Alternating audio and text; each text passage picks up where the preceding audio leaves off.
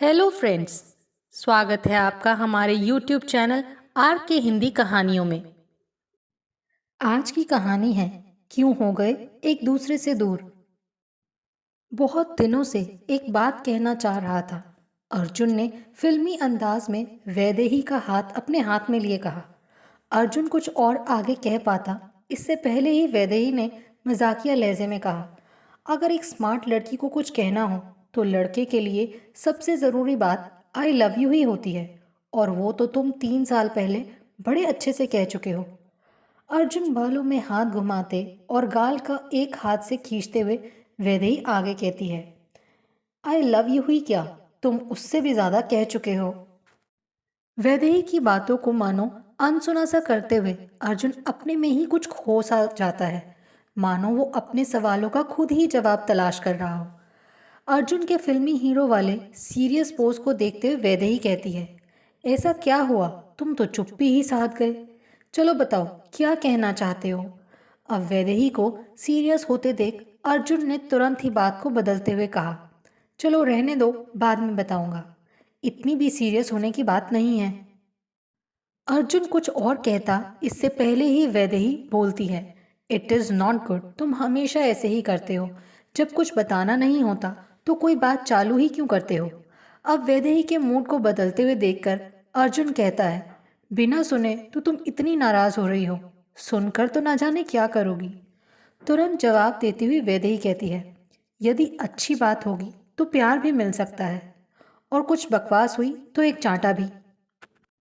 वैदेही के मूड को कुछ नॉर्मल देख अर्जुन कहता है, सच में कहूँ जो मैं कहना चाहता हूँ।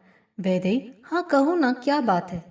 अर्जुन, लेकिन एक शर्त है, अगर मंजूर हो तो बात शुरू करूँ।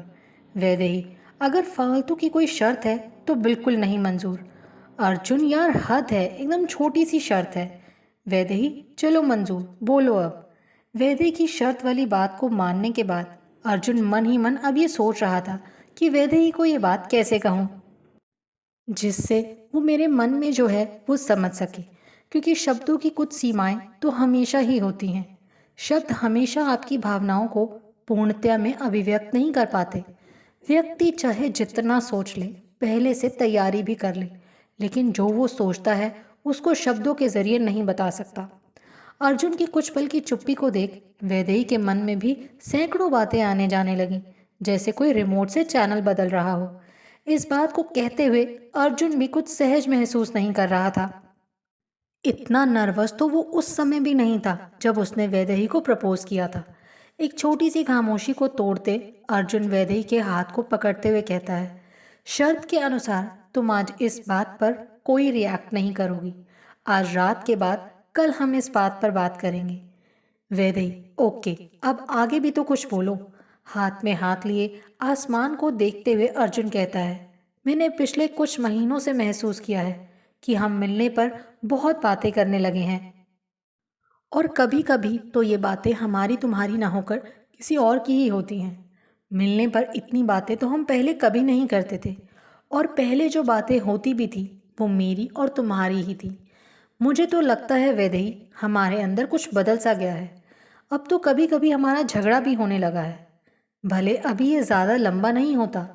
वैदेही के चेहरे के हाव भाव कुछ बदलते हुए देखकर भी अर्जुन अपनी बात को आगे बढ़ाते हुए कहता है, अगर हम अपने इस प्यार को यूं ही आगे इसी शिद्दत से जारी रखना चाहते हैं तो हमें प्यार के इस मोड़ पर कुछ समय के लिए दूर हो जाना चाहिए। लड़ने झगड़ने के बाद तो सभी अलग होते हैं, ब्रेकअप करते हैं, हम दोनों कुछ एकदम नया करते हैं। तुम जानती हो, रूटीन लाइफ से मैं कुछ बोर सा हो जाता हूँ, इसीलिए हम कुछ एक्साइटिंग, कुछ हटके करते हैं। वैदेही, यू मीन ब्रेकअप, मतलब तुम मुझसे अलग होने की बात कह रहे हो, और वो भी ब्रेकअप विदाउट रीज़न। अर्जुन, यार मैंने कहा था कि आज रिएक्ट नहीं करोगी, प्लीज़ कल बात करेंगे ना। वैदेही कहती है, लेकिन तुम्हें क्या पता है तुम क्या कह रहे हो। इतना कहते ही वैदेही की पलकें आंसुओं से भारी होने लगी। उसे समझ नहीं आ रहा था वो क्या कहे, और ऐसा अचानक क्या हो गया जो अर्जुन ऐसा कह रहा है। अर्जुन कहता है, हाँ बिल्कुल, मैं सोच कर ये बात तुमसे कह रहा हूँ। और वैदेही, प्यार में प्रपोज, एक्सेप्ट, रोमांस, ब्रेकअप के अलावा भी बहुत कुछ होता है। हाँ, एक बात और मैं तुमसे कह दूं, तुम ये जो ब्रेकअप जैसी फालतू बात कर रही हो, मेरा मतलब वो बिल्कुल भी नहीं है। अब समझ में आने की जगह अर्जुन की बातें और अबूझ पहेली की तरह हो रही थी। वैदेही मन ही मन सोचे जा रही थी, अगर ब्रेकअप नहीं तो क्यों ये दूर जाने की बात कह रहा है। वैदेही के कंधे पर हाथ रखते हुए अर्जुन कहता है, पता नहीं तुम अभी मेरी बात समझी या नहीं, पर अब जो मैं कह रहा हूं उस पर तुम कल ध्यान से खूब सोचकर विचार करके आना। वैदेही के बालों को सहलाते हुए अर्जुन अपने मन में उठे प्रश्नों को वैदेही के सामने रखता है। वैदेही, याद करो, प्यार की शुरुआत में फोन पर हम घंटों बातें करते थे, पर आज फोन पर हम कितनी ही बात करते हैं। पहले मिलने पर क्या हमारे पास इतनी बातें थी जितनी आज हम करते हैं? और आजकल हमारी बातें मेरी तुम्हारी ना होकर किसी और ही टॉपिक पर क्यों होती हैं? और दूसरों की बातों में हम कभी कभी बेवजह झगड़ भी लेते हैं। अर्जुन की ये सारी बातें अब भी वैदेही के समझ से बाहर थीं। अब इसी कंफ्यूज से मन और दिमाग की स्थिति के साथ कुछ मजाकिया अंदाज में वैदेही कहती है, लोग सच ही कहते हैं, साइकोलॉजी और फिलॉसफी पढ़ने पढ़ाने वाले लोग आधे खिसक जाते हैं। और तुमने तो दोनों ही पढ़े हैं, इसीलिए लग रहा है कि तुम तो पूरे। अर्जुन, अब तुम्हें जो कहना है वो कहो या समझो, पर कल जरूर मेरी इन बातों को सोच कर आना। आज घर जाते हुए भले दोनों हाथों में हाथ लिए चल रहे थे, पर दोनों खोए हुए थे किसी और ही दुनिया में। वैदेही चलते चलते सोचे जा रही थी कि अर्जुन की तो आदत ही है इस टाइप के इंटेलेक्चुअल मजाक करने की, लेकिन दूसरे ही पल ये भी सोच रही थी कि छोड़ने या अलग होने की बात तो आज तक कभी अर्जुन ने नहीं की है, इसीलिए वो ऐसा मजाक तो नहीं करेगा। मन की उधेड़ बुन तो नहीं थमी, लेकिन चलते चलते पार्किंग स्टैंड जरूर आ गया जहां से दोनों को अलग होना था। दोनों ने एक दूसरे को शिद्दत भरी निगाहों और प्यार के साथ अलविदा किया और अपनी अपनी गाड़ी को स्टार्ट करते हुए अपने अपने रास्ते पर चल दिए। भले ही अर्जुन की बातों से वैदेही ज्यादा उदास और सोचने को मजबूर थी, पर अर्जुन भी कम बेचैन नहीं था। इसीलिए ही तो कहते हैं कि अगर हम किसी के मन में अपनी बातों या कामों से उथल पुथल मचाते हैं तो उसका प्रभाव हम पर भी कुछ ना कुछ जरूर होता है। हम चाहे कितने प्रबल इच्छा शक्ति वाले क्यों ना हो, 12 घंटे के बाद स्माइली इमोजी और गुड मॉर्निंग के साथ अर्जुन का मैसेज वैदेही के मोबाइल पर आता है, बताओ कहाँ मिलना है। और आई होप तुमने ज़रूर सोचा होगा। वैदेही भी कंफ्यूज इमोजी के साथ गुड मॉर्निंग भेजती है और लिखती है, कल कहानी तुमने ही चालू की थी, तो आज तुम ही बताओ कहाँ ख़त्म करोगे। रिप्लाई करते हुए अर्जुन कहता है, आज संडे भी है तो यूनिवर्सिटी के उसी पार्क में मिलते हैं जहां पहली बार मिले थे। पार्क में अर्जुन हमेशा की तरह टाइम से पहले बैठा मिलता है। वैदेही भी पार्क के गेट से ही अर्जुन को देख लेती है, मानो पार्क में उसके अलावा कोई और हो ही ना। अर्जुन कुछ बोलता उससे पहले ही वैदेही कहती है, तुमने जो भी कहा था उस पर खूब सोचा और उससे आगे पीछे भी बहुत कुछ सोचा। हाँ, तुम सही कहते हो, पहले हम फ़ोन पर ज़्यादा बात करते थे और मिलने पर हमारे पास बातें कम और एहसास ज़्यादा थे। एक दूसरे से मिलने पर बातों की ज़रूरत ही महसूस नहीं होती थी, एक दूसरे की मौजूदगी ही सब कुछ कह देती थी। और ये भी सही है कि पिछले कुछ दिनों से हम लोग एक दूसरे की बात या विचार का उतना सम्मान नहीं करते जैसा पहले था। पहले मुझे तुम्हारी गलत बातें भी सही लगती थी, और अब कभी कभी सही बात पर भी हम बेवजह बहस करने लगते हैं। वैदेही कुछ और कहती, इसी बीच में अर्जुन कहता है, तो बताओ ऐसा क्यों है। वैदेही कहती है, अरे अब मैंने फिलॉसफी थोड़ी पढ़ी है, मैंने तो आर्किटेक्ट पढ़ी है, और आर्किटेक्ट में पहेलियां नहीं सीधे सीधे पढ़ाई होती है, इसीलिए तुम ही बताओ ऐसा क्यों है। अर्जुन कुछ बोलता इससे पहले ही वैदेही कहती है, जो तुमने कहा वो तो सोचा ही, साथ मैंने ये भी सोचा कि अपने रिलेशन के पिछले 3 सालों में वैसा व्यवहार एक दूसरे से बिल्कुल नहीं किया जो किसी प्यार करने वालों में 1 साल के अंदर ही होने लगता है। एक भी बार हम दोनों ने एक दूसरे से इरिटेट होकर न तो फोन काटा न ही स्विच ऑफ किया। न तुम कभी मुझसे गुस्सा हुए और ना ही मैं तुमसे। फिर न जाने तुम क्यों ब्रेकअप, ओ सॉरी सॉरी, दूर होने की बात कह रहे हो। वैदेही की सारी बातों को हमेशा की तरह उसी तल्लीनता से सुनकर अर्जुन कहता है, वैदेही जो तुम कह रही हो, मेरे मन में भी यही सब बातें आई थी। तुमसे अलग होने की बात करने से पहले मैं भी यही सोचता रहा कि अगर दो प्यार करने वाले मिलने पर ज़्यादा बात करने लगे हैं, थोड़ा सा बहस करने लगे हैं, थोड़ा सा लड़ लें, तो इसमें क्या गलत है। पर वैदेही, मुझे लगता है जब एहसास कुछ कम होने लगते हैं तब शब्दों की ज़रूरत ज़्यादा पड़ती है। और हम दोनों क्या, अगर किसी भी संबंध में सिर्फ शब्द ही रह जाएं तो मान लेना चाहिए संबंध या तो खत्म हो गया है, या फिर अगर है भी तो बस औपचारिकता भर है। ऐसे संबंध में आत्मा या जीवंतता नहीं है। आज हमारे रिलेशन में भले ही कोई बड़ी समस्या नहीं, पर मुझे लगता है ये छोटी छोटी नोक-झोंक ही आगे चलकर बड़ी प्रॉब्लम बन जाती है। अर्जुन अपनी बातों को और समझाने का प्रयास करते हुए कहता है, वैदेही, मैंने कई लोगों के प्यार के सफर में देखा है। पहले छोटी मोटी नोक-झोंक, फिर बेमतलब की बहस, फिर आरोप प्रत्यारोप और फिर चुप्पी, और अंत की चुप्पी बहुत ही दर्द देती है। अर्जुन कुछ और कहता, उसके बीच में ही वैदेही कहती है, तो तुम्हारा मतलब है हमारे बीच अब एहसास नहीं बचा या प्यार नहीं है। अर्जुन, नहीं नहीं, मैंने ऐसा कब कहा कि हमारे बीच प्यार नहीं, बल्कि मैं ऐसा इसलिए कह रहा हूँ कि जो हमारे बीच एहसास है, प्यार है, वो बरकरार रहे। वैसे अभी बहुत कुछ है हमारे बीच जो हमें एक दूसरे की ओर आकर्षित और रोमांचित करता है। मैं यही चाहता हूँ कि यही एहसास बना रहे। वैदेही, तो अब तुम ही बताओ कि हमें क्या करना चाहिए। अर्जुन कहता है, हमें कुछ दिनों या महीनों के लिए दूर हो जाना चाहिए, ताकि फिर से हम एक दूसरे से कुछ अजनबी हो सकें। कुछ दिनों की दूरी फिर से वो आकर्षण या कशिश पैदा करेगी, जहाँ शब्दों की फिर कम ही जरूरत होगी, और जितनी बात हम दोनों के फिर से मिलने पर होगी वो मेरी और तुम्हारी ही होगी। क्योंकि कुछ दिनों का अजनबीपन से बहुत कुछ हम दोनों के पास होगा जो हम एक दूसरे से सुनना और बताना चाहेंगे। वैदेही कहती है, ठीक है, मान लिया, तुम चाहते हो कि हंसते हंसते कुछ समय के लिए हम दूर हो जाएं, एक अच्छे रिलेशन को और मजबूत करने के लिए। पर यह होगा कैसे।